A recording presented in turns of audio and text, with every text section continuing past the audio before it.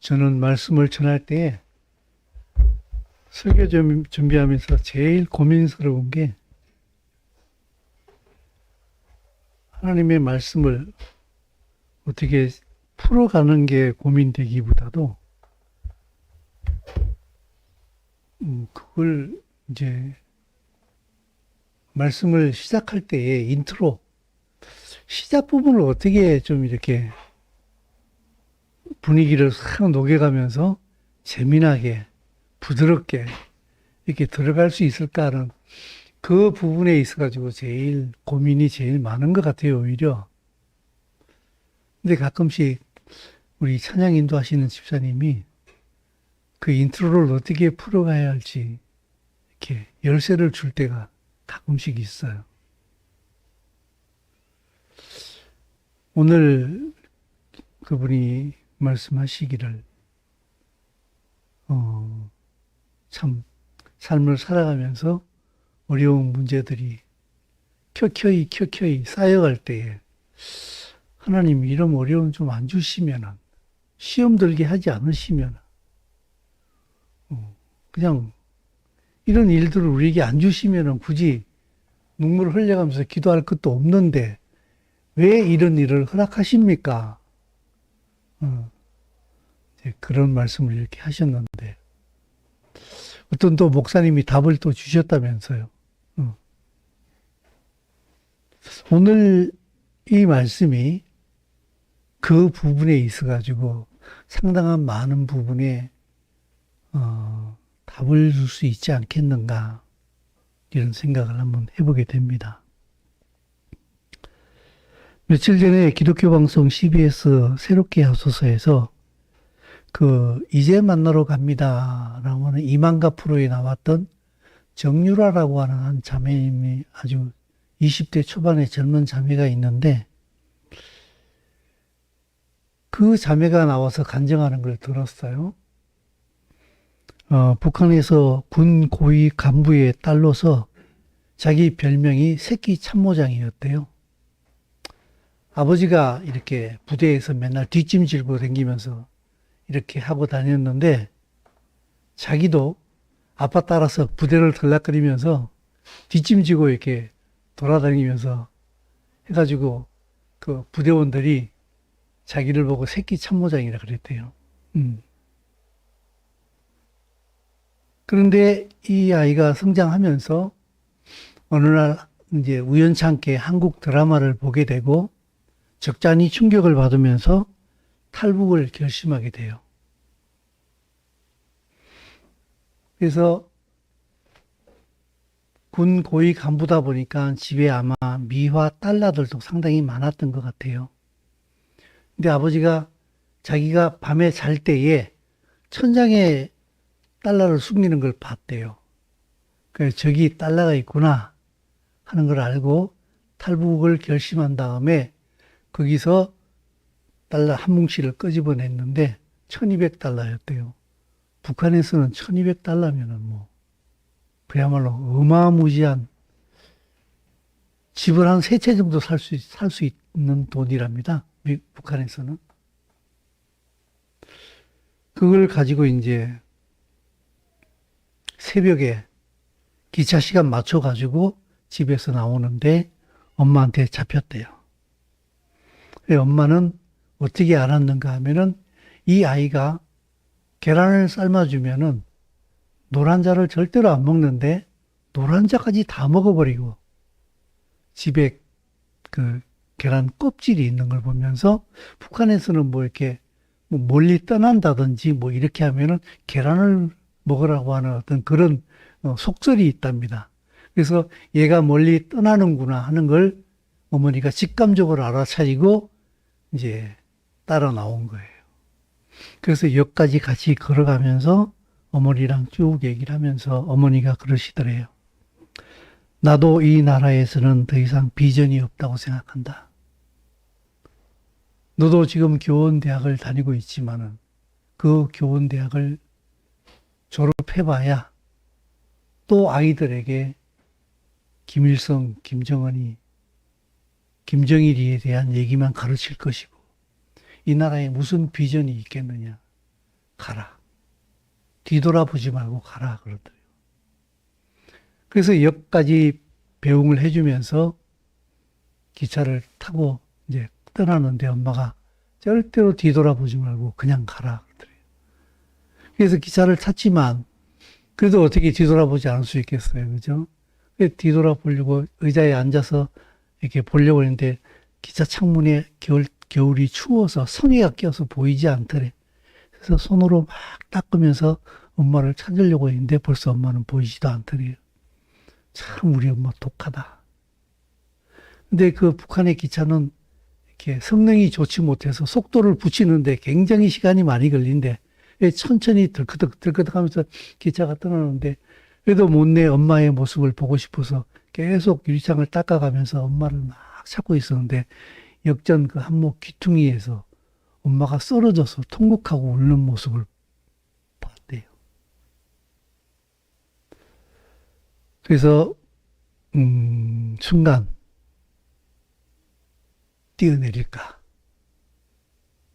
내가 무슨 부귀 영화를 보겠다고 내가 탈북하고 나게 되면은 우리 아버지, 우리 어머니, 우리 가족들이 어떻게 될 건지는 뻔한 일인데 어머니는 가라고 했지만 이대로 가야 되나? 5만 가지 생각이 다 들면서 뛰어내릴까 말까 하는 생각을 했는데 아무튼 어머니가 뒤돌아보지 말고 가라 하는 그 말 속에 여러 가지 의미가 있다는 생각이 들어서 그냥 그대로 탈북을 해가지고 수많은 우여곡절 끝에 이제 드디어 한국에 도착을 하게 돼요. 근데 그 간증을 제가 이렇게 들으면서 여러분도 그 새롭게 하소서 정유라 자매의 간증을 한번 들어보십시오. 참 얘기를 맛깔나게 잘합니다. 깔끔하게. 정유나. 네. 아주 재미나게 맛깔나게 깔끔하게 얘기도 잘하는데 참 재밌기도 하고 좀 가슴 아프기도 하고 하는 그런 얘기들이 많이 나오게 되는데 저는 그 얘기를 이렇게 들으면서 어찌할 수 없는 사람의 어떤 환경들이 있잖아요. 삶을 살아가면서. 어렸을 때는 잘 모릅니다만은 나이가 들고 어른이 되고 가정을 꾸리고 자녀를 낳고 하게 되면은 참 예상치 못한 문제들이 우리에게 이렇게 다가오잖아요. 그 문제들을 만날 때에 우리는 절망하잖아요. 근데 그 절망이 그렇게 나쁜 것 같지는 않더라고요. 그 절망 속에서 우리의 삶을 다시 한번 이렇게 조명해 볼 수 있는, 그냥 쉽게 말하면은 쭉쭉쭉쭉 내가 원하는 대로 잘 달려가면은 뒤돌아볼 필요가 거의 없는 것 같아요. 우리의 삶을 다시 한번 성찰해 볼 필요도 없는 것 같아요. 그러나 어떤 그런 절망의 한계에 부딪히게 될 때에 우리는 다시 한번 돌아보면서 많은 교훈을 얻게 되는 것 같습니다. 오늘 이 말씀을 보게 되면은 오늘 우리 말씀의 제목이 메조라예요. 나병 환자란 뜻이에요. 여기에. 근데 차라트 이게 나병이고 우리는 이 성경에서 일괄적으로 전부 다 나병, 그냥 쉽게 표현하면 문둥병, 좀 고상하게 얘기하면 한센병 이렇게 알고 있는데 이 구약 성경이 말하고 있는 이 나병은 어떻게 보게 되면은 불치성을 띠고 있는 악성 피부병이라 이렇게 보는 게 좀 더 나을 것 같아요. 분명히 나병이긴 한 것 같아요. 근데 절대로 사람이 어떻게 할 수 없었어요. 그때 당시에는. 그런 의미에서 하나님의 메시지가 있다는 측면에서 나병으로 악성 피부병으로 보는 것이 좀 잘 나을 것 같은데 이 악성 피부병에 걸리게 되면은 몹시 괴로워요. 자기 몸이 괴로울 뿐만 아니라 주위에 있는 많은 가족들도 그로 인하여서 그야말로 많은 괴로움을 당하게 되지 않습니까? 금방 말씀드린 것처럼 이 일로 인해 가지고 한계에 부딪히게 되면서 삶을 돌아볼 수 있는 그런 기회가 되거든요. 성경에 보게 되면은 나병 환자가 최초로 등장하는 게 보게 되면은 의외로 모세예요. 출애굽기 4장 1절 말씀을 한번 읽어보겠습니다. 모세가 대답하여 이르되 그러나 그들이 나를 믿지 아니하며 내 말을 듣지 아니하고 이르기를 여호와께서 내게 나타나지 아니하셨다 하리이다. 이 말씀 한 다음에 6절에 보게 되면은 여호와께서 그에게 이르시되 내 손을 품에 넣으라 하시매 그가 손을 품에 넣었다가 내어보니 그의 손에 나병이 생겨 눈이 됐습니다. 모세의 손에 나병이 걸렸어요. 품속에 넣었다가 끄집어내라 했더니 손이 하얗게 바뀌어 있었어요.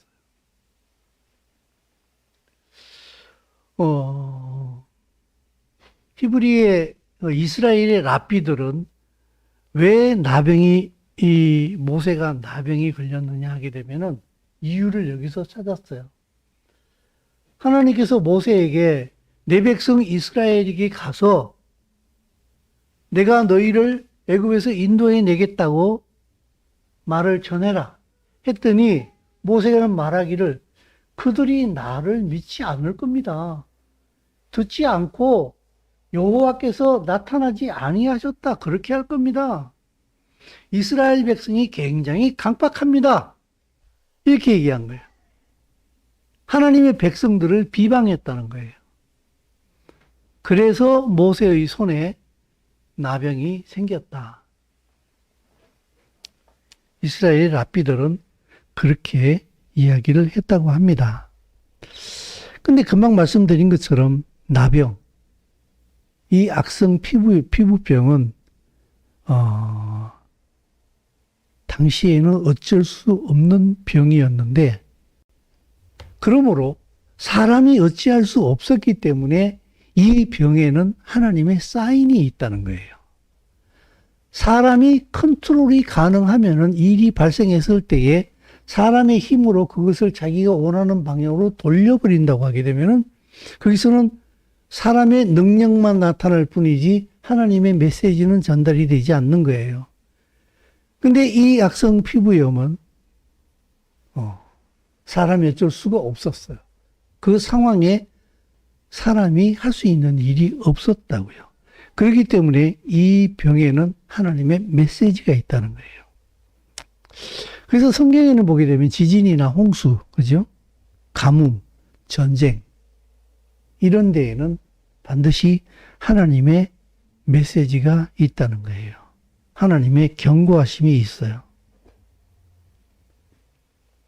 그리고 지금 이 레위기에서 나오는 이 악성 피부염, 우리가 알고 있는 이 나병, 여기에 특이한 점이 하나 있는데 이것 때문에 악성 피부염으로 보는 것 같아요.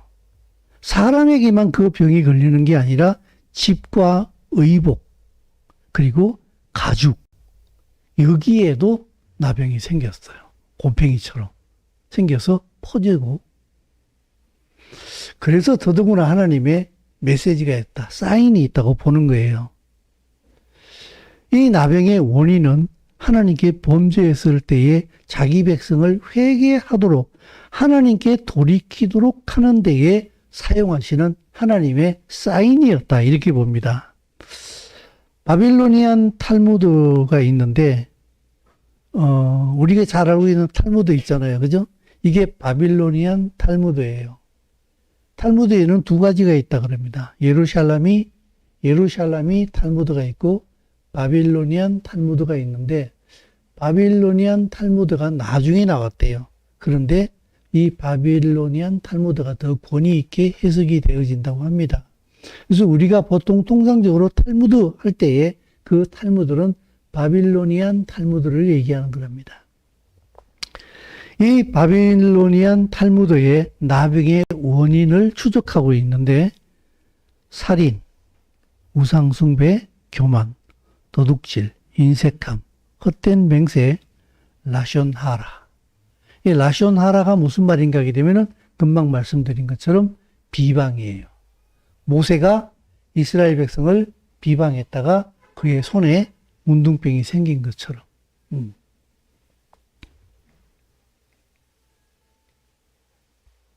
여기 나온 것처럼요. 7가지가 쭉 이렇게 나오게 되는데, 육체로 나타나는 그 악성 피부형, 나병은 삶과 연관되어져 있었다는 거예요. 그죠?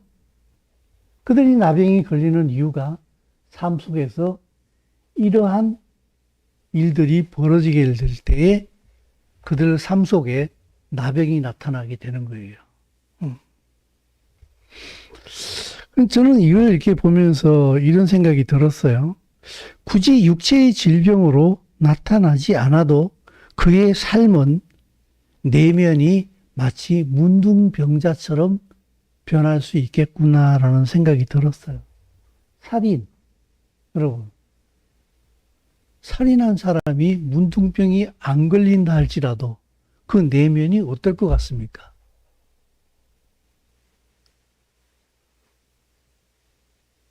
그의 마음이 얼마나 복잡하겠냐고요.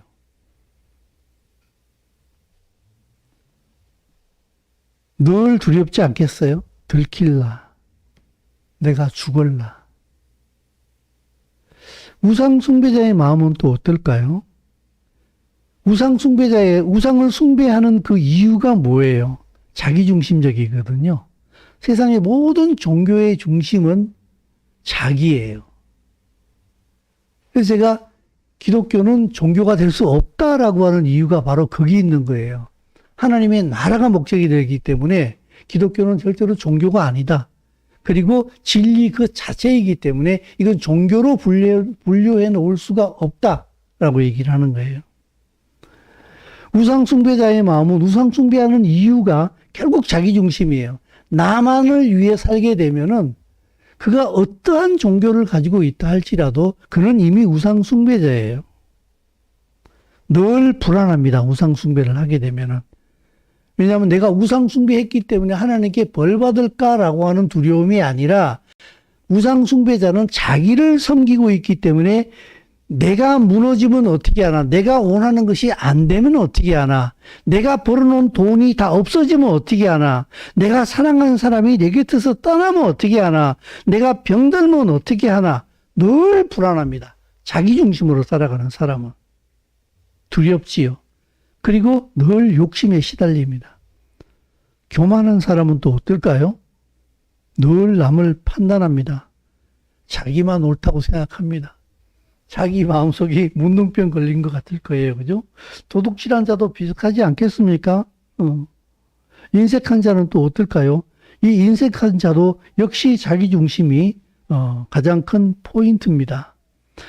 세상이 자기중심으로 돌아가요. 그러므로 내가 원치 않은 일들이 벌어지게 되면은 모든 게 짜증나고 불안한 거예요. 헛된 맹세를 하는 사람들, 공수표 날리고, 왜 공수표를 날리지요? 자존심이 강하지요. 자기 잘난 척하고 싶으니까. 마지막으로 라숀 하라. 이건 그냥 비방하는 거예요. 남을 비방하는 거예요. 근데 이러한 일들을 행했을 때에 하나님께서 그에게 나병을 주심으로 혹은 그 마음속에 두려움과 불안함과 그러한 것들을 허락하심으로 그들이 회개할 수 있는 기회를 허락하신다는 거예요. 이런 일들이 행했을 때에 내 마음속에 하나님의 말씀으로 인하여 다시 생명을 얻게 된 거룩한 양심이 찔림을 받게 돼 있어요. 이러면 안 되지. 라고 돌이킬 수 있는 기회를 얻게 된다는 거예요. 그래서 이 남을 비방한다. 라숀 하라로 제가 말씀을 드렸는데 이 부분에 대하여서 라피 람밤은 집과 의복과 가구에까지 나병이 번지는 것에 대해서 이렇게 설명을 했어요. 회개하면은 집 벽에 나병이 사라지게 될 것이다. 그러나 악한 말, 라숀 하라를 계속하면 물건도 옷도 나병에 걸리고 결국 피부에도 걸리게 된다. 람밤은 그렇게 해석을 했어요. 하나님께서는 이 하나님의 백성들의 삶 속에 레위기 19장 16절에서 이렇게 말씀을 하셨습니다. 같이 읽습니다. 너는 내 백성 중에 돌아다니며 사람을 비방하지 말며 내 이웃의 피를 흘려 이익을 도모하지 말라. 나는 여호와. 여러분, 내 백성 중에 돌아다니며 사람 비방하지 말고 이웃의 피를 흘려서 이익을 도모하지 말라. 나는 여호와다. 결론이 여호와예요. 이 나라의 주인은 나야. 나 하나님이야. 너는 나의 백성이야. 내 백성들끼리 물고 먹지 마라. 하나님의 나라를 망가뜨리지 마라. 이 말이거든요. 우리가 살아가고 있는 세상의 가치관과 굉장히 달라요. 우리는 남을 정죄하고 혹은 남을 공격하고 해서 너의 성공을 성취하라 이렇게 배우지는 않아요. 이렇게 배우지는 않는데 우리는 죄의 본성으로 인해 가지고 이걸 본능적으로 알아요. 그죠? 여러분, 우리가 죄인이라는 것을 어떻게 알 수 있는가 하게 되면은 가끔씩 여러분들에게 말씀을 드립니다만, 여러분, 죄 짓는 방법 여기 여러분 배워보신 레슨 받아보신 적 있습니까? 거짓말 하는 방법 레슨 받아보신 적 있으십니까? 없잖아요. 학교에서 수업 시간에, 그죠? 도덕 시간에, 윤리 시간에 선하게 살아야 된다. 착하게 살아야 된다. 이렇게 배우잖아요. 그죠? 도둑질 해야 되면서 살아야 된다. 이렇게 배우지는 않거든요.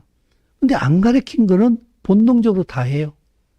근데 살아라고 한 착하게, 선하게 살아야 된다는 것은 그렇게 하기가 되게 어려워요. 왜 그럴까요? 우리에게 죄의 본성이 있다는 것을 이걸 통해서 우리는 명백하게 알 수 있습니다. 그리고 우리는 예수와 그리스도를 나의 구주로 섬김으로 우리는 이미 나의 속사람이 거듭났다는, 다시 본 의개인 했다는 사실을 우리는 알고 있어요. 그래서 우리는 믿음으로 매 순간 이것을 선택할 것이냐, 이것을 선택할 것이냐의 기로에 놓이게 되는 거예요. 좀 골치 아프다 이렇게 생각할 수 있을지 모르겠습니다만, 여러분, 노예는 선택이 불가능합니다. 노예는 주인이 끌면은 끄는 대로 끌려가는 겁니다. 예수와를 모르는 사람은, 온전히 죄의 본성에 붙들려 있는 사람은 죄의 유혹이 내게 올 때에 노라는 얘기를 못 한다고요. 왜냐하면은 죄의 원흉인 그 사단이 나를 이 죄의 힘으로 완전히 누르고 있기 때문에 꼼짝 못 하는 거예요. 죄를 선택할 수밖에 없어요. 자기 욕심대로. 그러나 내 안에 예수와 그리스도의 영이 있는 사람은 선택의 그 능력이 있습니다. 그래서 이러면 안 되지 라고 진리를 선택할 수 있는 자유의지가 주어졌다는 거예요. 그래서 하나님께서는 자기 백성들에게 비방하지 말라고 얘기하는 거예요. 이런 식으로 너의 이익을 도모하지 말라는 거예요. 그렇게 살지 않아도 내가 너의 삶을 책임져 주겠다고 말씀하시는 것이 나는 여호와이니라고 결론을 지어주시는 거예요. 그래서 우리는 누가 나를 공격하고 누가 나를 힘들게 만들고 억울하게 만들면은 무언가 내 내면 속에 칼을 갈잖아요. 그렇게 할 필요 없다. 원수 갚는 것이 내게 있다라고 말씀하시는 거예요. 너는 내 법을 따라 살아라. 원수 갚는 것이 내게 있다. 솔로몬의 잠언도 우리에게 이렇게 얘기를 하거든요. 자, 읽습니다. 입과 혀를 지키는 자는 자기의 영혼을 환난에서 보전하느니라. 잠언 21장의 말씀입니다. 야고보 사도도 우리에게 이 마지막 시대를 말하면서 아주 간곡하게 부탁을 하거든요. 9절 말씀에서부터 읽습니다. 시작. 형제들아 서로 원망하지 마라.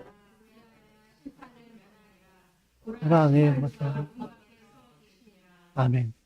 형제들아 원망하지 말아라. 그리하여야 심판을 면하리라. 보라 심판주가 문 밖에 서 계시느니라. 야고보서 5장 9절 말씀입니다. 여러분, 마태복음에서도 복음서에서도 하나님의 심판을 말할 때에 그의 손바닥 위에 하나님의 심판이 와 있다고 말씀을 하거든요. 심판주가 문 앞에 와 있다는 얘기를 하거든요. 우리 여러분 집에 올 때 전화해가지고 야 어디까지 왔니? 그러면은 뭐라 그래요? 이제 엘리베이터 탔어? 문 앞이야? 다 왔어? 그러잖아요. 여러분 심판주가 문 앞에 와 있으면 어떻게 된다는 거예요? 심판주가 문을 열면 어떻게 되는 거예요? 심판이 시작되는 거예요.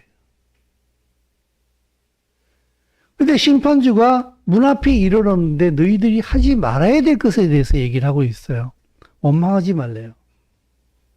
그 말은 원망은 바로 심판의 대상이 된다는 뜻입니다.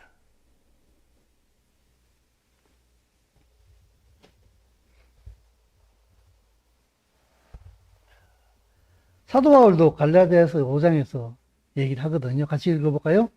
형제들아 너희가 자유를 위하여 부르심을 입었으나 그러나 그 자유로 이를 삼지 말고 오직 사랑으로 서로 종노릇하라. 온 율법은 내 이웃 사랑하기를 내 자신같이 하라 하신 한 말씀에서 이루어졌나니 만일 서로 물고 먹으면 피차 멸망할까 조심하라. 아멘. 우리는 자유인들이에요. 예수와 안에서. 자유인의 특징은 사랑할 줄 안다는 거예요. 왜냐하면 나를 구속하신 그분이 사랑이시기 때문에. 나를 붙들고 있는 것이 죄의 원흉인 사단이면은 자기 중심으로 살아요. 근데 나를 구속하신 그분이 자기를 십자가에서 자기 생명을 내주신 분이에요. 그러면 그 생명을 입었으면은 너는 사랑을 선택할 수 있어야 된다라고 말씀을 하시는 거예요. 그래서 사랑으로 서로 종노릇해라. 율법의 핵심도 내 이웃 사랑하기를 내 자신같이 하라. 이게 사실은요, 말은 쉬운데 이거는요, 사실은 슈퍼내추럴이에요. 누가 내 이웃을 내 자신처럼 사랑하겠습니까? 이거는 완전히 초자연적인 일이라고, 이거는요. 하나님의 영이 내 속에 와 있지 않는 한 절대로 불가능한 일이 바로 이 일입니다. 그런데 예수와께서는 우리에게 이걸 요구해요. 내 이웃을 네 몸처럼 사랑해라.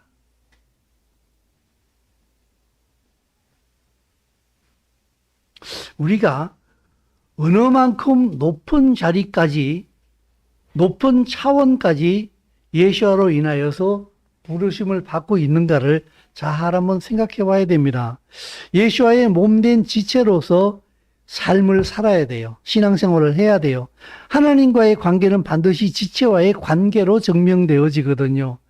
오늘 이 본문 말씀에서 나오는 것처럼 짜라트, 나병, 악성 피부병이 발병되었을 때에 격리되거든요.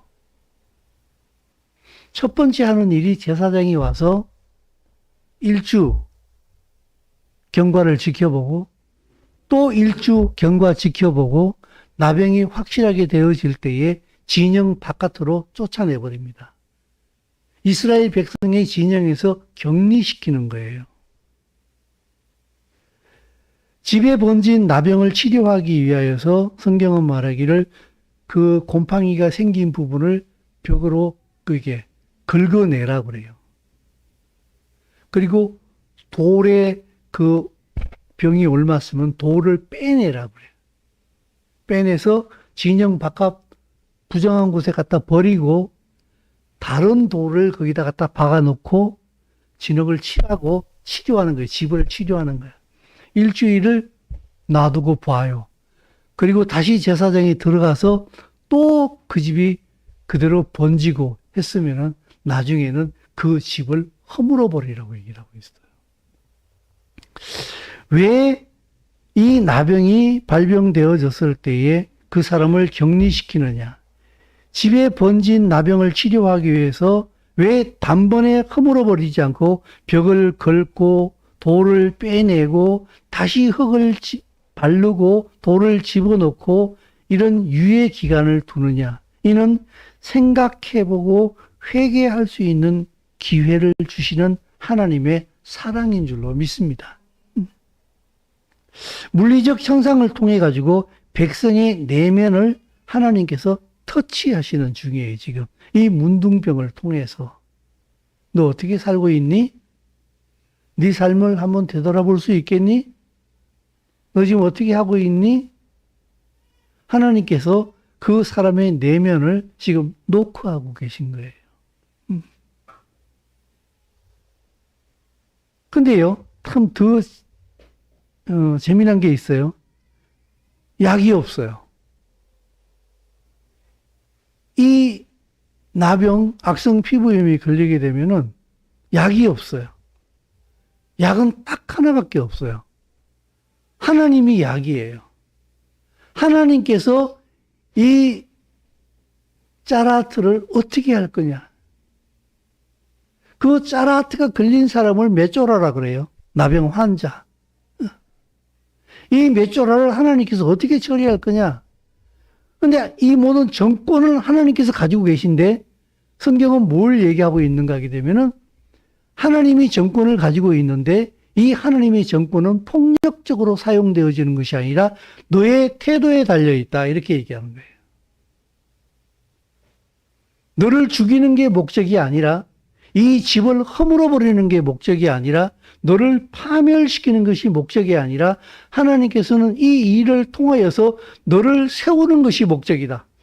그래서 다시 하나님의 백성의 진영으로 돌아오도록 만드는 게 하나님의 목적이다. 그래서 하나님께서는 이것을 계속 유예 기간을 둔다. 진단하면서 1주. 다시 한 번 더 확인하면서 1주. 이러면서 계속 유예 기간을 둔다는 거예요. 관계를 물었던 이는 사단의 전략이 있어요. 부부와의 관계를 와해시키고 가족을 와해시키고 교회를 와해시킵니다. 역으로 하나님께서는 또 교회를 연합시키시고 가족과 부부를 세우시고 나라가 바로 서도록 늘 치료하십니다. 하나님의 나라를 세우는 데 내부의 걸림돌이 참 많이 있어요. 한 개인의 내면도 굉장히 중요한 부분이기도 하고 그것이 형제가 또한 지체 그리고 부부, 가족, 민족까지 나아가게 되죠. 그렇죠? 사단은 이들끼리 서로 비방하도록 만듭니다. 계속해서. 지금 여러분 우리나라에서 그 모습을 보지 않습니까? 제가 여러분들에게 말씀드린 것처럼 제가 잘못 보는 것인지 모르겠습니다만 저는 참 의문나는 게 하나 있어요. 예전에도 여러분 두어 번 말씀드린 거 있는 것 같은데 이렇게 저는 외곽 지역에 살아서 그런지 모르겠습니다만 차 타고 이렇게 가다 보게 되면은 산 쪽으로 이렇게 그 이름이 뭔지 모르겠어요. 그 넝쿨 있잖아, 넝쿨. 우리 어렸을 때 그거 띄어가지고 별처럼 생겨서 이렇게 막 계급장 붙이고 늘 놀았는데 그 넝쿨이 엄청나게 많아요. 그래서 그게 넝쿨이 너무 심하게 벗어나가지고 도로 옆에 심어 놓은 자잘한 그 나무들 있잖아요. 개나리부터 시작을 해가지고 어떤 그런 것들을 갖다가 심지어 뭐 자그마한 소나무 같은 것들도 다 올라타가지고 그거를 막 뒤집어 씌워가지고 죽어요. 근데 그걸 아무도 잘라주는 사람이 없어요. 왜 산림청에서 그런 것들이 나무들이 죽어가는데 왜 그걸 안 잘라주는지 난 이해가 안 돼요. 특히 저는 우리 집에서 이렇게 나와가지고 이렇게 나오다 보게 되면은 조그만 야산 하나 있는데 이제 조금 있으면 이제 그렇게 되리라는 생각이 드는데 그 야산이요. 완전 그 넝쿨로 싹 덮여버렸어요. 조금 멀리서 보게 되면은 새파랗게 녹음이 우거진 것 같아. 근데 가까이 가서 보게 되면은 그 넝쿨이 산 하나를 완전 다 뒤집어 씌우고 있어요. 저거 왜 안 자르지? 이거 왜 안 자르지? 그런 것들이 펜스를 올라타고, 그런 것들이 전기줄을 올라타고, 그래서 이제 가을 되면은 그게 말라 죽잖아요. 그죠? 그게 그냥 축축 늘어져 있다가 또 이제 봄 되면은 또 이제 그게 다시 또 새롭게 자라가지고 또 넝쿨이 또 덮이게 되겠죠. 그죠?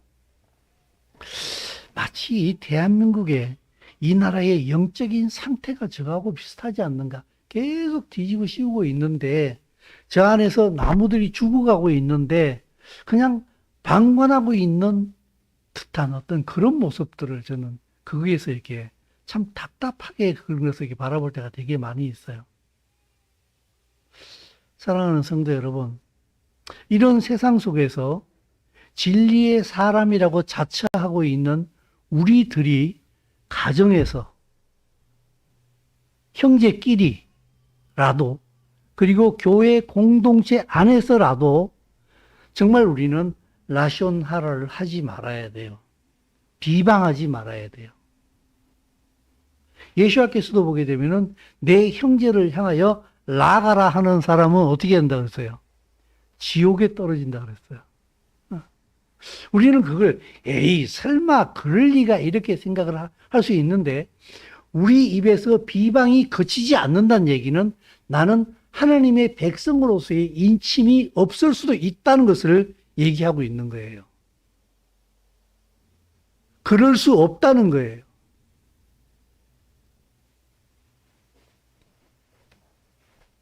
우리는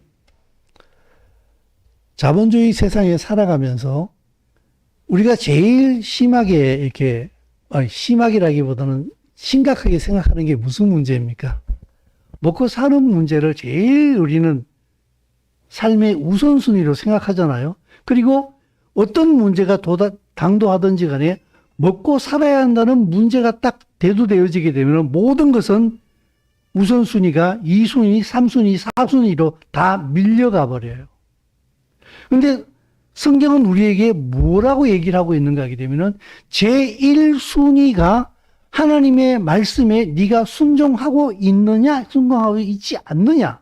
이것은 먹고 사는 문제보다도 비교할 수 없을 만큼 중요한 문제다. 이것이 바로 서면은 먹고 사는 문제는 너희들이 구하지 않아도 그냥 해결되는 거야 라고 우리에게 말씀하고 있는 줄로 믿습니다. 그런 차원에서 우리가 내 내면이 이 나병이 문둥병이 내면이 문둥병이 걸리게 되면은 이 하나님의 말씀을 못 듣게 돼요. 그리고 하나님의 말씀에 대하여서 중요하게 생각하지 않아요. 우선순위를 두지 않아요. 그냥 오직 나 먹고 사는 문제만 가장 중요할 뿐이에요. 이건 하나님께서 우리에게 강력한 지금 빨간불을 보여주고 계신 거예요. 너 그러면 안 되라고. 회개해서 돌이켜야 돼요. 하나님의 가치관으로 돌이켜야 돼요. 그래서 우리의 입에서 하나님의 말씀들이 나와야 돼요. 형제끼리, 부부끼리, 지체들끼리, 같은 민족들끼리 축복의 말들이 나와야 한다고요. 고대 이스라엘의 미드라시에서는 행복한 생활을 약속하는 특효약을 파는 유대인이 있었다 그래요. 그래서 마을을 돌아다니면서 이 약을 파는데 라비 야나이가 그 묘약을 내가 좀 그 약을 샀으면 좋겠습니다. 그 비방을 좀 가르쳐 주세요 라고 얘기했더니 이 행복한 약을 파는 이 유대인이 선생님은 이 약을 사실 필요가 없습니다. 충분히 그렇게 잘 사실 수가 있습니다. 살고 계십니다. 그러더래요.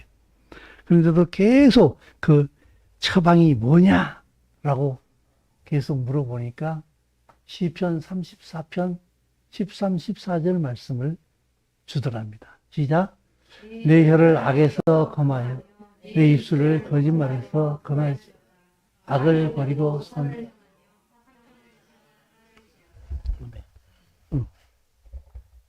탁자가 아멘을 하네. 뛰어나가요. 이렇게 이걸 보게 되면요, 여러분 어때요? 나 그렇게 뭐 이렇게 많이 거기서 벗어나는 삶을 살고 있는 것 같지는 않은데요. 저 그렇게 악을 행하는 거 없어요. 그리고 거짓말 안 하거든요, 별로. 이렇게 얘기할 수 있어요. 근데 하나님과의 관계 속에서 한번 생각해 보십시오. 하나님과의 관계 속에서.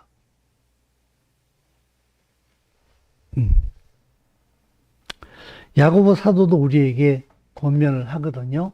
야고보서 1장 26절 시작. 누구든지 스스로 경건하다 생각하며 자기 혀를 재갈 물리지 아니하고 자기 마음을 속이면 이 사람의 경건은 굉장히 경고의 말씀이에요. 이 사람이 경건하다고 하는 것은 네 혓바닥이 네 마음대로 놀아치면은 네 경건은 하나님 앞에 헛것이다. 여러분, 이거는 우리가 잘 알고 있는 말씀이에요. 그죠? 자, 제가 스톱할 때까지 한번 읽어봅시다. 야고보서 말씀입니다. 내 형제들아, 너희는 선생된 우리가 더 큰 심판을 받을 줄 알고 선생이 많이 되지 말라. 우리가 다 실수가 많으니 만일 말에 실수가 없는 곧 온전한 사람 능히 온 몸도 굴레 씌우리라. 우리가 말들의 입에 재갈을 물리는 것은 우리에게 순종하게 하려 그 온몸을 제어하는 것이라. 또 배를 그렇게 크고 광풍에 밀려가는 것들을 지극히 작은 키로서 자궁의 뜻대로 운행하노니 이와 같이 혀도 작은 지체로 돼 큰 것을 자랑하도다. 보라, 얼마나 작은 불이 얼마나 많은 나무를 태우는가. 불의의 세계라. 그는 우리 지체 중에서 온몸을 더럽히고 삶의 소욕을 불사르는 그 사르는 것이 지옥에서. 아멘.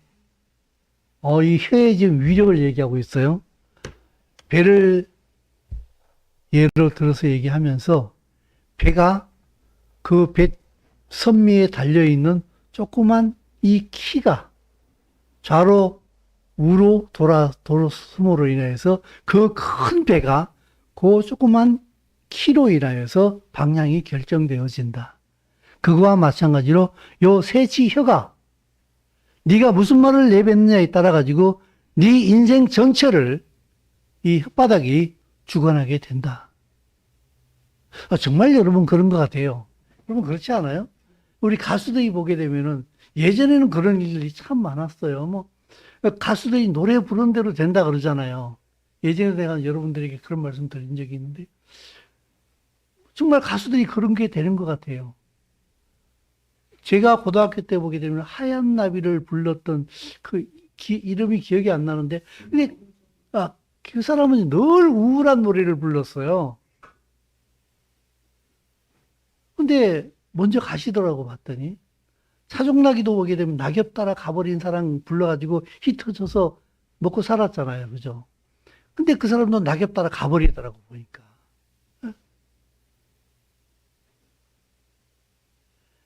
그 사람들이 그 노래를 얼마나 많이 불렀겠어요. 그죠? 그 입에서 나오는 말대로 될 수밖에 없구나 라는 생각이 들더라고요. 그죠? 그런 의미에서 정말 자녀를 축복하시고 남편을 축복하시고 아내를 축복하시고 지체를 축복하시고 자기 자신을 또한 축복하십시오. 왜냐하면 하나님께서 말씀으로 천지를 지으셨잖아요.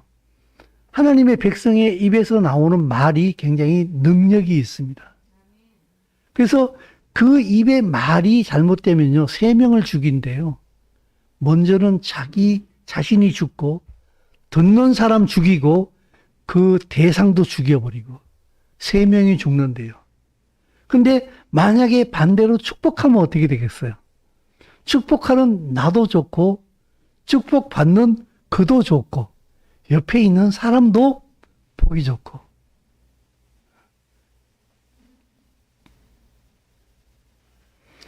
나병이 들었을 때에, 집에 나병이 옮았을 때에 그 사람을 격리시키고 그 집을 허물기까지 유예기간을 두면서 치료의 시간을 허락하신 것은 자신을 돌아보게 하시는 하나님의 은혜인 줄로 믿습니다.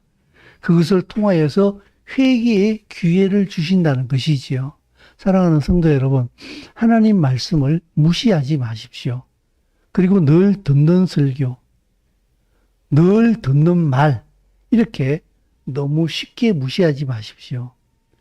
그 말씀 자체가 우리의 생명이요, 거기에 우리 길이 있다고요. 근데 이 하나님의 말씀을 비웃는 사람들이 너무 많고, 그리고 그 하나님의 말씀을 듣지 않는 이 세상의 사조가 너무 강하다 보니까 이 하나님의 말씀을 우리는 무시하는 것이 우리의 삶 속에 나도 모르게 습관이 돼 있어요. 그리고 그것을 무시하면서도 금방 아무 일도 안 일어나니까 이걸 별로, 또 순종한다고 하더라도 금방 하나님의 축복이 하늘에서 능쿨채로 호박이 떨어지지 않으니까 우리는 그걸 너무나 쉽게 무시하는 듯 지나가는 것 같아요. 그러나 복음서에서 말하는 것처럼 그 주인이 종들에게 1달란트,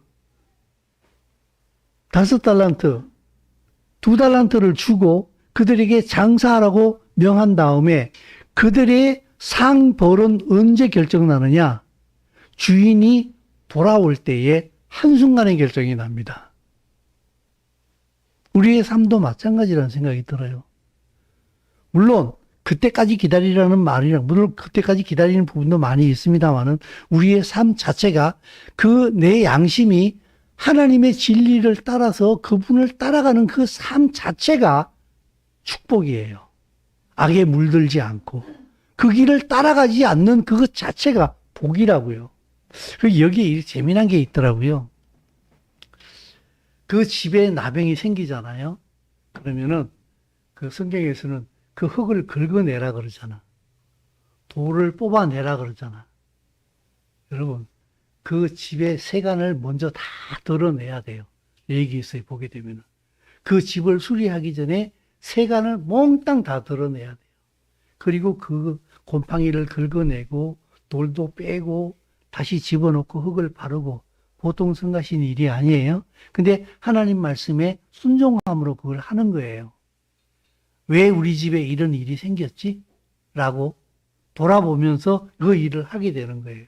근데 참 재미난 일이 있어요. 이스라엘 백성이 그 가나안 땅을 점령했잖아요. 그 이스라엘 백성이 가나안 땅을 점령하기 전에 그 땅에 누가 살았어요? 가나안 원주민들이 살았지요. 이들이요, 그때 당시에는 마땅히 이 금은 폐물을 숨길 데가 없었기 때문에 그 돌 뒤에, 돌 사이에 보석이나 금 이런 걸 갖다가 꽂아놓은 게 많이 있대요. 꽂아놓고 잊어버린 사람도 있고, 이스라엘 백성이 갑자기 진격해 들어오니까 그걸 가지고 그냥 미처 빼지도 못하고 다 도망가 버린 그런 예도 있고, 그러다 보니까 벽을 수리하다가 졸지에 횡재하는 수가 엄청나게 많았다는 거예요. 또 보석이 나오기도 하고 금덩어리가 나오기도 하고. 그죠? 여러분, 만약 집에 문둥병이 걸리지 않았으면 어떻게 되겠어요? 그 금덩어리는 아무도 모르는 거예요. 근데 그 집에 문둥병이 걸림으로 인해 가지고 순종함으로 그 집에 벽을 긁어내다가 금덩어리를 발견하게 되는 거예요. 우리가 생각지 못한 삶 속에서 어려운 일들이 당하게 될 때 문제가 해결되는 것이 아니라 문제가 마치 켜켜이 이렇게 쌓여만 갈 때야. 아, 스트레스 받아. 아, 열받아. 너무 힘들어. 어떻게 할 수가 없네. 문둥병이랑 비슷한 거예요. 내가 어떻게 할 수 없는 일일수록 열쇠는 하나님이 가지고 계신 거예요. 그러면 내가 그 문제를 해결하려고 당신 골머리 앓지 마세요. 당신은 뭘 해야 됩니까? 하나님의 말씀대로 당신의 삶을 다시 한번 조명해보고 하나님 앞에서 내가 과연 거룩한 삶을 올바로 살고 있는가, 진리로 제대로 따라가고 있는가, 내 삶을 다시 한번 돌아보는 거예요. 그리고 하나님 앞에 내 삶을 회개하고, 그것이 우리가 할 일이에요. 그리고 그분의 결과를 기다리면 돼요. 그럼 그분은 가장 자비로우신 우리의 아버지이신 줄로 믿습니다. 우리의 삶을 치료하시고 하나님의 은혜로 우리를 축복하시고 세우시고 은혜를 주실 줄로 믿습니다. 어떤 문제가 있습니까? 문제에 빠져서 고민에 빠지지 마시고 오히려 하나님 앞에서 회개의 자세를 가짐으로 주께서 우리에게 주시려고 하는 하나님의 은혜의 복을 누릴 수 있는, 그걸 나눌 수 있는 축복된